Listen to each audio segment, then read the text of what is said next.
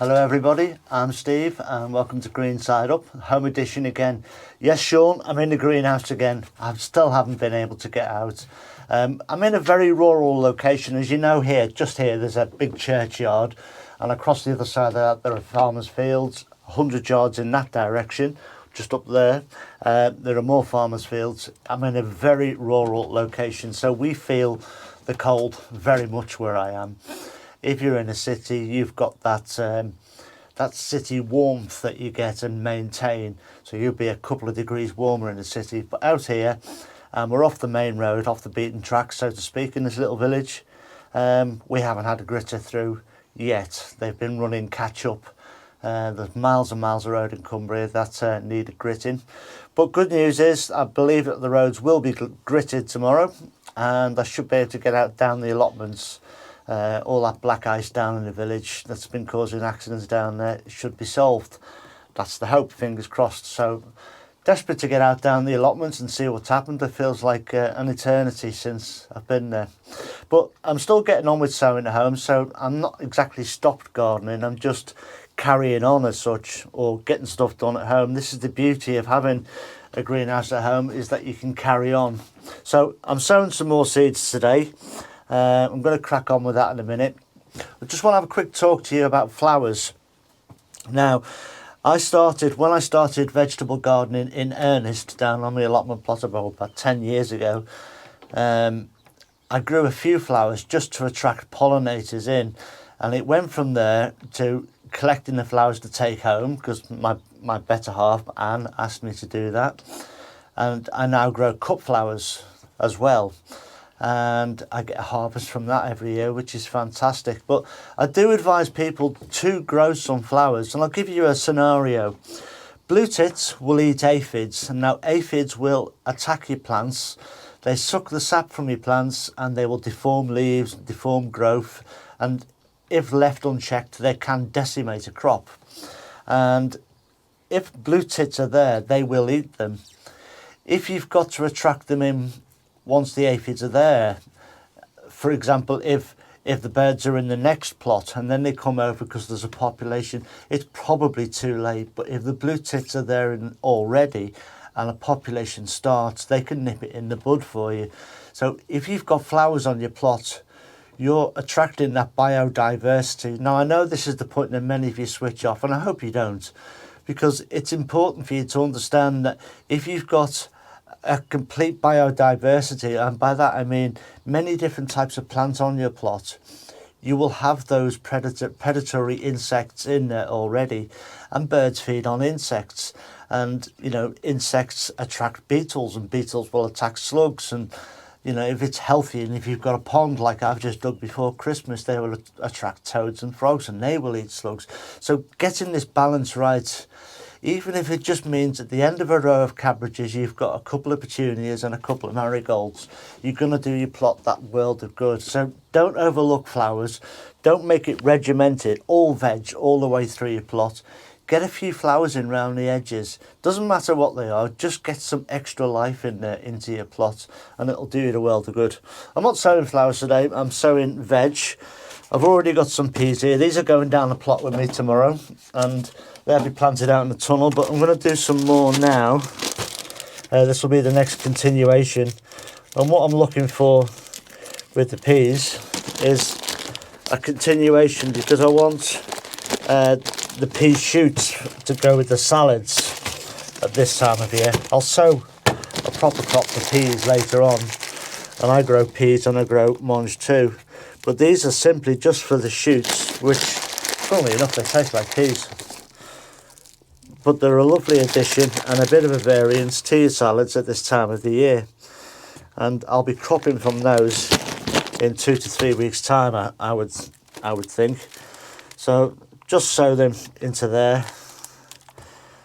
And that's that done now. I just need to water them. And away we go. So there's 2 more done. And I'll take them down the allotment with me tomorrow as well.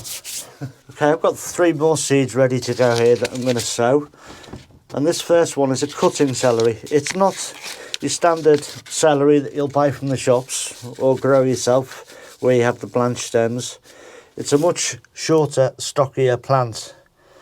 and it's, as I say, it's a cutting celery, so you just literally, you keep on cutting the outer leaves and stems off, and it's there for a flavouring to go into soups and stews, background flavour. As an ex-chef, I remember from my training a French thing called a mirepoix, which is carrot, onion, celery and leek. They're the basis for most soups, stocks and stews. So that's that one. And I've also got a nice fast cabbage here. This is cabbage primo. So I'm going to sow a few of these. Again, I don't want that many because I'll do a main crop of cabbage later on. And I've also got a lettuce here. I have got some lettuce down in the polytunnel.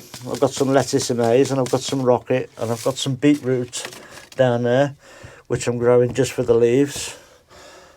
But I'll have a few of these as well. And hopefully these will take me into the hungry gap. We'll see. We'll see what happens. Much time to pass before then. So again, these could all go on my windowsill if you haven't got a propagator. So you can get on with sowing seeds, and don't neglect it. Keep sowing seeds. Never forget, keep sowing. And it doesn't matter, you know, if you sow 10 or 20 seeds and they don't come up, it really doesn't matter. Just keep sowing them. Last week I sowed these. They're not through yet. These are lamb's lettuce, or I think the Americans call it corn salad, but to me it's lamb's lettuce. So they'll be up a week or two before these lettuce here. So I've got that continuation. I've got some down in the polytunnel. I've got some in this bed here behind me on this propagator. So I've got plenty going. So that's them as well. Now I've got a few more to sow here as well. This one's a lettuce all the year round, and a salad leaf speedy mix. Now both of these I will sow probably next week to tag onto the back of what I've already sown to keep going. And then there's three more varieties of things I've got here. These are carrots. Okay. Now the first one, many of you will have heard of, the Amsterdam Forsyth. That's a nice early carrot. You can sow that now. You can sow it in your greenhouse border, in tubs or containers, and keep them in your greenhouse, or keep them somewhere, preferably not outside at the moment, but if you can put them inside somewhere, that's a good idea, or in your polytunnel border. Or if your soil is workable, mine is frozen here at the moment, if your soil is workable like my polytunnel should be, I will sow them in there this week, and I will then put a cloche on top of them. If your soil is workable outside, you can sow them and put a cloche over them, or even two cloches, a cloche over the top of that with a bit of fleece over or something, just to warm it up in there. Or if you want to sow them in a couple of weeks, put some black plastic down on worked soil. That will attract the daylight sunshine, warm your soil up, and then you can sow your carrots into that as well. That's another good way to get things started. But they're fine for sowing at this time of year, as are the nonce as well. They're another early one. I'm going to leave this one for another month or so, and I'll sow these two varieties, just a couple of rows, couple of short rows, that big, in any space I can find in the tunnel. I'll have to go and see what I'm facing tomorrow first, because it's been over a week since I've been down there. But yeah, I will be sowing some carrots, and I have got some carrots in the ground to harvest anyway. So again, it's all about just keeping things going. Just don't stop. And if you don't know, if you're not sure, sow them and see what happens and learn from the experience. Right, I wanted to sow some cauliflower, which I've got the packet here. There's about as much use as a chocolate fire guard because the packet's blooming empty, so I'm going to have to go and order some of them, or see if I've got another pack inside somewhere.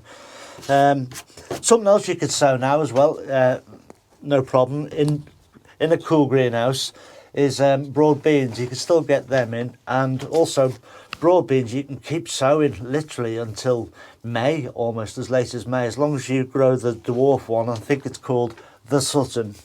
That's a brilliant variety, and it's probably one I may as well order it when I ordered these blooming cauliflower seeds. A little bit annoyed with myself with that. But yeah, do keep sowing and growing and learn by it and carry on. But I think for today, that's it. So look after yourselves, everyone. Stay safe, and I'll see you in a couple of days. Ta-ra now.